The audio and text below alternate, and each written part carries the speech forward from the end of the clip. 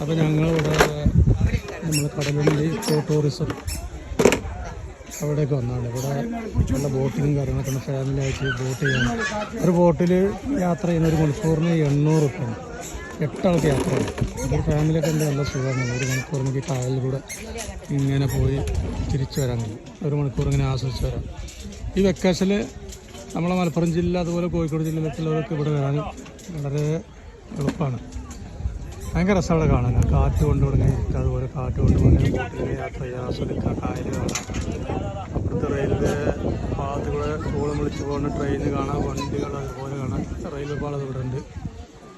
ഈ പാലം തോന്നാണ് കുറേ മുന്നേ ട്രെയിന് അപകടം ഉണ്ടായത്.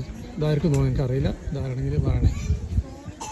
അപ്പോൾ ഞാനും എൻ്റെ സുഹൃത്തും എൻ്റെ കുട്ടികളും എൻ്റെ ഫാമിലിൻ്റെ വാപ്പാവും ഒക്കെ വന്നിട്ടുണ്ട്. നമ്മളെല്ലാവരും കൂടി യാത്ര ചെയ്യാൻ പോവാണ്.